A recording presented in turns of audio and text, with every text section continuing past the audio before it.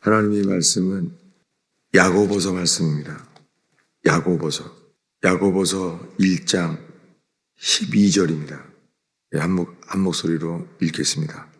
시험을 참는 자는 복이 있나니 이는 시련을 견디어낸 자가 주께서 자기를 사랑하는 자들에게 약속하신 생명의 면류관을 얻을 것이기 때문이라. 아멘.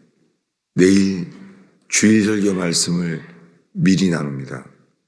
내일 주일설교 말씀은 시험에 대해서 나누려고 하는데 시험에 대해서 말씀이 참 많이 있는 것을 보게 되었습니다. 그래서 미리 나누고자 합니다. 2달 전부터 제가 살면서 이 여러 가지 시험을 당하게 되는 것을 알게 됐어요. 그래서 2절에 내 형제들아 너희가 여러 가지 시험을 당하거든 온전히 기쁘게 여기라. 여러 가지 시험을 당하게 되거든 온전히 기쁘게 여기라. 여러 가지 시험이 있으면 우리가 시험에 반응하죠. 사람들에게 시험 당하고 환경에 시험을 당하면 환경에 반응하잖아요. 주님은 온전히 먼저 기쁘게 여기라는 거예요. 시험을 이기려고 하기 전에 먼저 온전히 기쁘게 여기라는 거예요. 이렇게 말씀하시는 분은 하나님 뿐이십니다. 하나님은 사람을 찾아요. 시험을 당하거든 온전히 기쁘게 여기라. 이렇게 말씀합니다. 어떻게 여러 가지 시험을 당하는데 온전히, 그것도 온전이라는 단어를 쓰면서 기쁘게 여기라는 거예요. 제가 이 부활절 전부터 이 시험을 당하거든 온전히 기쁘게 여기라는 말씀이 정말 주님이 이 말씀을 주셨어요. 기억이 나는 게. 근데 그때로부터 2달 동안 정말 시험이었죠. 정든 사택을 떠나야만 됐고, 그래서 법적으로 싸우면은 안 된다는 것, 주님의 영광 돌리는 것이 아니면 그렇게 행해서는 안 된다는 것, 그래서 사택을 포기하게 된 것, 시험이었죠. 여러 가지 시험이었어요. 그래서 이삿짐을 나누는데 그 이사 가는 곳을 장소도 정하지 못했죠. 가능한 대로 교회에 가까운 데를 찾았지만 받아지지 않았습니다. 시험이 정말 많았죠. 그래서 일단 짐을 다 교회로 옮겨놔야 되겠다. 그렇게까지 마음을 먹게 되었습니다. 그러다가 겨우 지난주 주일날 이사 갈 집을 사인하게 됐죠. 그러니 일주일밖에 안 된 거죠. 그래서 버릴 시간도 없고 그러다가 교회로 많은 짐을 또 옮겼습니다. 그래서 이제 이사 가는 날이 며칠도 안 남았는데 어떻게 며칠 전에는 차가 시동이 멈췄어요. 짐을 가득 실었는데 그래서 토잉을 해야 되나. 지금 시간도 얼마 없는데 차까지 서는 거예요. 그러니 야고보서 1장 2절 말씀이 뼈저리게 들어오죠. 어떻게 이삿짐을 나르는 동안에 차가 멈출 수가 있나. 그래서 이삿짐을 나르다가 자동차 정비소에 가게 됐는데 3년 정도 수명되는 배러리가 나간 거예요.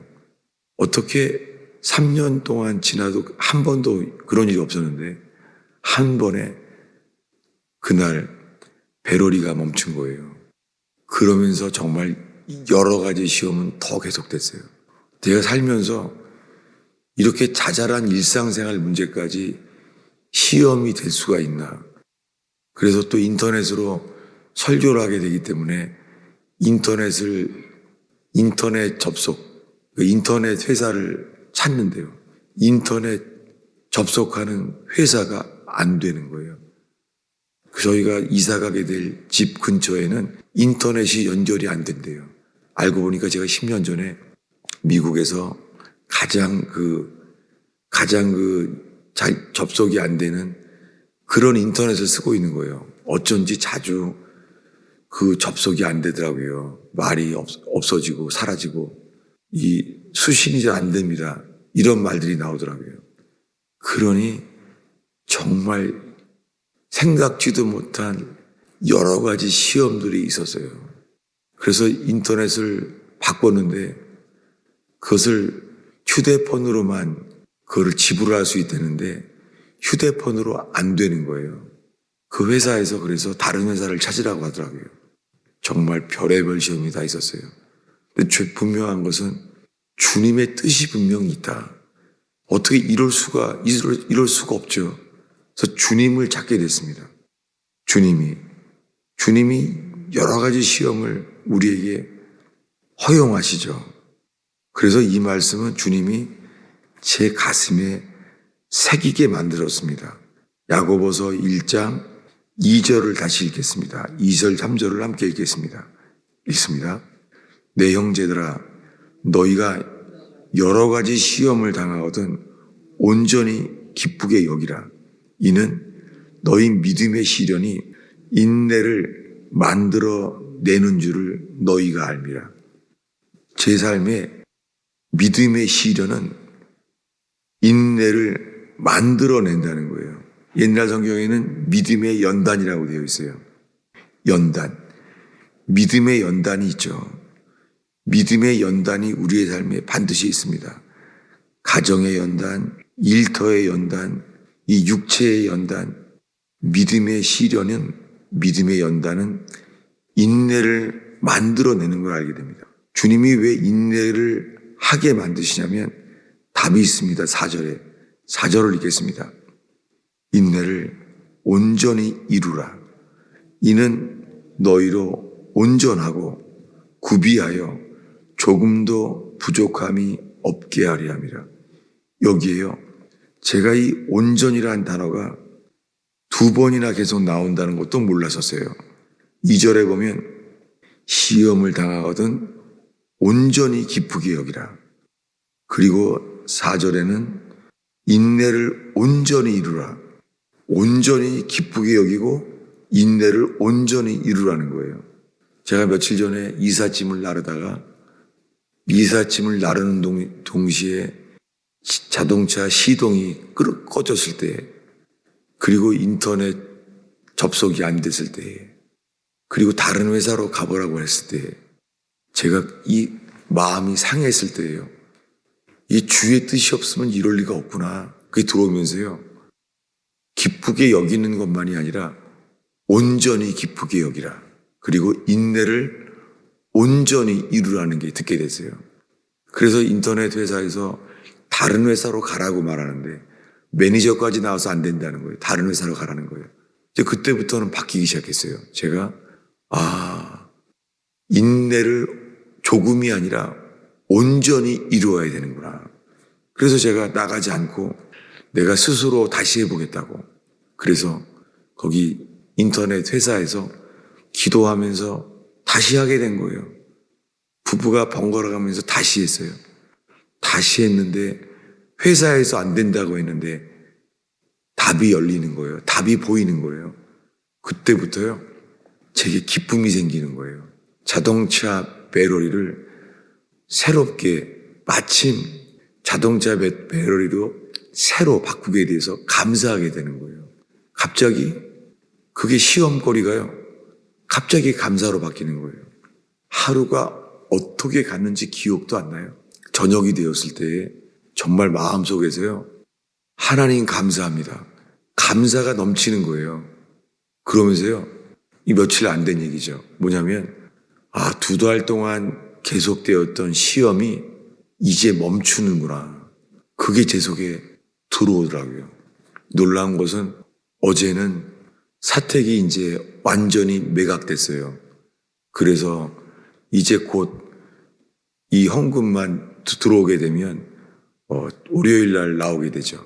이 헌금이 나오게 되면 이제 교회 은행 빚은 없어져요. 교회 론으로 있었던 빚이 완전히 사라져요. 제가 외적으로 교회 빚이 완전히 갚아지기 때문에 기쁜 게 아니에요. 먼저 2달 동안 시험에 대한 말씀 앞에서 시험을 당하거든 온전히 기쁘게 여기라. 먼저 이 말씀 앞에 서게 하셨어요. 그리고 인내를 온전히 이루라. 온전이라는 단어가 2개 다 나왔다는 것도 몰랐어요. 맞지요? 이 물이 100도에 끓지 않으면 밥이 되지 않잖아요. 100도가 온전히 돼야지 물이 끓어서 밥이 되잖아요. 그것처럼 온전히 기쁘게 여기고 인내를 온전히 깊을 때에, 인내를 온전히 이룰 때에 제 속에요, 이 하나님 말씀이 제 속에 역사하는 걸 보게 됐어요. 그러니까 제가 지금 야고보서 말씀을 2달 동안 읽어왔지만 머리로만 안 거죠. 이 말씀을. 그럴 때는 머리로 들어온 말씀은요, 이렇게 분간이 안 되고 의문이 생길 때가 있어요. 뭐냐면 13절, 14절이에요. 15절까지 함께 13절부터 한 목소리로 읽겠습니다. 사람이 시험을 받을 때에 내가 하나님께 시험을 받는다 하지 말지니 하나님은 악에게 시험을 받지도 아니하시고 친히 아무도 시험하지 아니하시느니라. 오직 각 사람이 시험을 받는 것은 자기 욕심에 끌려 미혹됨이니 욕심이 잉태한 즉 죄를 낳고 죄가 장성한 즉 사망을 낳느니라. 저는 시험에 대해서 이 사택을 지킬 수 있었는데 사택을 빼앗기게 된 것이 정말 속상했어요.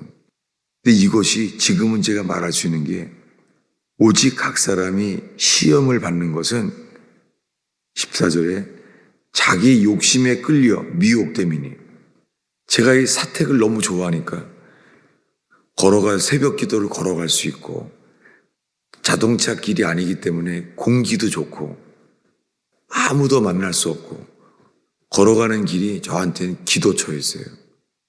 비가 오나 눈이 오나 겨울에 눈이 와도 비가 와도요, 이 새벽 기도 걸어가는 길을 너무너무 사랑했었어요. 그런데 그 사택 자체를 지키려고 하는 것이 저한테는 시험이었죠. 왜냐하면 14절에 오직 각 사람이 시험을 받는 것은 자기 욕심에 끌려 미혹됨이니, 자기 욕심에 끌리는 거예요. 사택을 지키고 싶은 거예요. 그 재물이 생기니까. 근데요, 주님은 말합니다. 13절에 사람이 시험을 받을 때에 내가 하나님께 시험 받는다 하지 말라. 주님이 말씀하십니다. 내가 지금 하나님께 시험을 받는구나 라고 말하지 말라는 거예요. 여러분, 시험이란 단어가 2가지예요.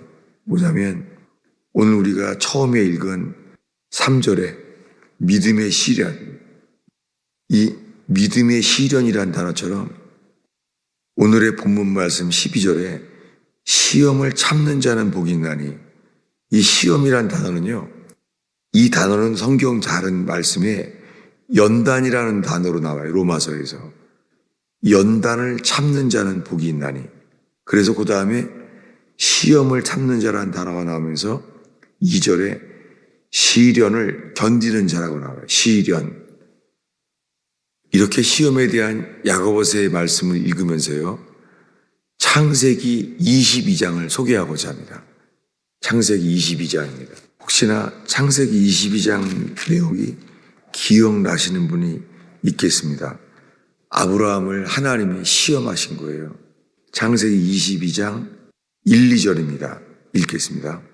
그 일 후에 하나님이 아브라함을 시험하시려고 그를 부르시되 아브라함아 하시니 그가 이르되 내가 여기 있나이다. 여호와께서 이르시되 내 아들 내 사랑하는 독자 이삭을 데리고 모리아 땅으로 가서 내가 내게 일러준 한 산 거기서 그를 번제로 드리라. 주님이 이렇게 말씀하세요. 하나님이 아브라함을 시험하셨어요. 여러분, 이 시험은 우리가 오늘 읽은 야고보서 1장에 나오는 수많은 단어들, 시험, 연단, 시련, 이런 게 섞여 있죠. 만약에 아브라함이 하나님을 믿지 않았으면 정말 시험이죠. 아니, 하나님이 이삭을 주겠다고 해놓고선 그때는 믿지 않았죠. 그래서 이름이 이삭이에요. 이삭. 왜냐하면 하나님이 말합니다. 내년에 내가 너에게 자녀를 주겠다. 그때 아브라함이 웃었잖아요. 웃으면서 이렇게 말했죠. 내가 100세나 되었고 사라가 90세가 되었거늘 어찌 내가 자녀를 낳을 수 있겠습니까? 전혀 믿지 않았잖아요. 하나님이 약속하셔서 하나님이 이루셨어요. 그래서 하나님이 말합니다. 너는 믿지 않았으므로 네 아들이 태어날 때의 이름이 이삭, 웃음이란 뜻이다. 여러분, 이삭의 이름을 지으신 분이 하나님이에요. 하나님이 그 아들 이름을 웃음이라고 썼어요. 웃음. 이삭이란 뜻은 웃음이에요. 평생 그 아들 이름이 웃음이에요. 웃음. 이삭이란 뜻이 웃음이에요. 평생 하나님이 아브라함에게 너의 아들 이름은 웃음이다 라고 말했습니다. 이 주님이 지금 시험하시는 거예요. 제가 이 2절을 제가 읽겠습니다. 이렇게 말하는 거예요. 여호와께서 이르시되 너의 아들, 너의 사랑하는 독자 웃음을 데리고 모리아 땅으로 가서 내가 너에게 준 한 산 거기에 가서 번제로 드리라. 누구요? 웃음이라는 이름의 자기 아들. 지금 웃을 수가 없죠. 자기 아들 이름이 웃음이 되었지만 웃을 수가 없죠. 놀랍게요. 그가 이제 갑니다. 이제 그의 아들 웃음을 죽여야 돼요. 번제로 드려야 돼요. 근데 그가 놀랍게요. 아브라함은 왜 하나님이 나를 시험하나? 이삭도 살펴보지 않고 이삭은요 이렇게 말해요. 4절을 읽겠습니다. 제3일에 아브라함이 눈을 들어 그것을 멀리 바라본지라. 놀랍지 않습니까? 아브라함이 눈을 들어서 그것을 멀리 바라봐요. 어디요? 하나님이 제물을 드리라고 한 거기만 바라봐요. 하나님이 제물로 이삭을 바치라고 했으니까 이삭을 제물로 드리게 될 그곳을 바라보는 거예요. 여러분, 삶에 시험이 있습니까? 여러 가지 연단이 있습니까? 시험과 연단 속에 아브라함처럼요, 눈을 들어 그곳을 멀리 바라본지라. 주님께 제물로 바쳐야 될 것을 바라보는 거예요. 그래서 오늘 새벽에 이렇게 찬송했습니다. 제가 새벽에 함께 부린 찬송가에 이렇게 말합니다. 주의 제단 앞에 모두 바친 후에 주와 온전히 사귀겠네. 주의 제단에 산제사 드린 후에 주 내 마음을 주장하니 주의 뜻을 따라 영생 복락을 누리겠네. 여러분, 주의 제단에 우리를 온전히 드릴 때에요, 주님이 평강이 우리의 마음을 주장합니다. 제가 이번 한 주 동안에 이 마음이 내게 아니구나, 주께 바쳐졌을 때에 제 마음속에요, 환경이 어려운데도요, 제 속에 평강이 제 마음을 주장하는 것을 보게 됐어요. 평화의 하나님이 제 속에 거하는 거예요. 계속 어려운데 그런 거예요. 그 정말로 가장 어려운 날이요, 제 마음이 온전히 주장하게 되면서요, 저녁에 자는데 주님 감사합니다. 놀랍게 풍랑이 곧 멈춰질 것이 제 마음에 들어오고 믿어지는 거예요. 여러분, 이 부족한 저에게 이 평강의 주님이 제 마음을 주장하게 하신 것처럼 오늘 새벽에 만난 여러분 속에 이 평강의 주님, 주님의 평강이 여러분의 심령 속에 가득 차서 주님이 주관하시는 평강을 찬송하게 되기를 축원합니다. 기도하겠습니다. 주님, 이 편안한 신앙생활, 간단한 신앙생활, 주님, 이 미국 교회를 통하여 한국 교회를 통하여서도 거짓된 구원이 온 땅에 퍼져 있습니다.